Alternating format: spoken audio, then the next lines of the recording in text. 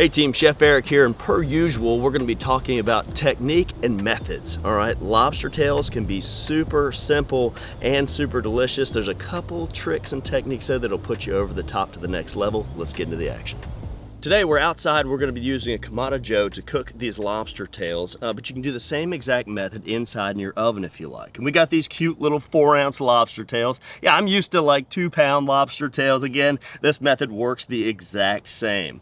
So what we're gonna do is we're gonna use our shears, our kitchen shears, and just cut a line straight down the back of the lobster all the way to where the tail begins, okay? Now I'm gonna use kind of a crushing motion with my hand and snap these pieces. Listen, you'll hear it.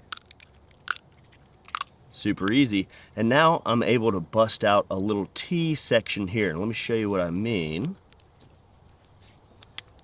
I'm just in there ever so gently busting out a little space for the tail to sit flat. And what we're gonna do is pull that lobster meat right on top of the shell. This is a method, a technique, a presentation that's worked really well for me the last couple decades in restaurants and at home. Notice how we've got 2 loins here. I'm gonna grab my Seki Magoroku and just gently carve right down the center of these loins. Now this 6-inch knife is perfect for this smaller lobster tail. I've got complete control. I can choke up a little bit here and start to draw a crosshatch. And I'm just scoring ever so gently, creating avenues of flavor, nooks and crannies. And let me show you what this is gonna do for us.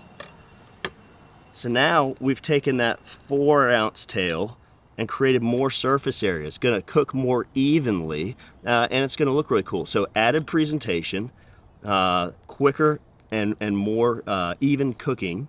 And then we're just gonna put a little seasoning in there. First, I'll start with a little salt and pepper.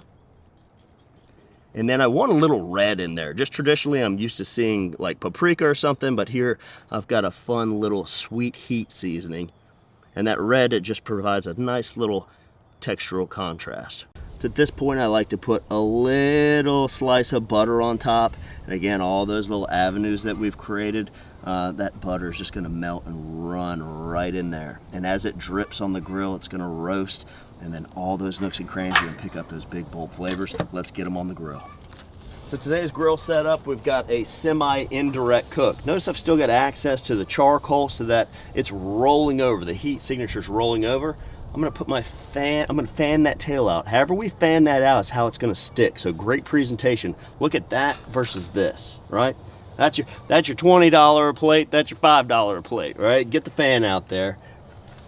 And remember, that butter's just gonna run down and smoke, and we're gonna get amazing flavor profiles throughout this whole thing. I'm gonna shut the dome now.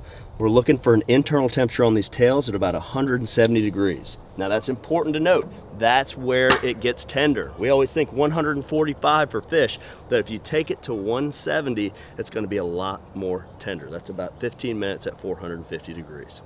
So it's been about 7 minutes and I can't help myself. Let's get in there and take a look. Not done by any means, but I just want to see the action. Oh yeah, notice how that butter's just strolling down right now, basting that lobster tail as it goes. And all that smoke, that's that burn noisette smoke, right? So we're getting those big, bold, nutty, aromatic flavors from that beautiful butter as well. This is just pure lobster goodness. We're at that 15-minute mark. Let's take, oh yeah. These are just shoring up really nice, good and firm. We'll just pull them off the grill, and notice how that tail set exactly what we were gunning for. Oh yeah. I like these long plates for this this style of presentation. And I'm thinking what we'll do, we'll just slice the other one off the shell and kind of line it up right here. It'd be a fun way to do it. Yet another example of simple things done perfectly, win every time. No butter dip necessary, maybe just a little bit more of that acid. Oh my gosh, check that out. That was a remarkable bite.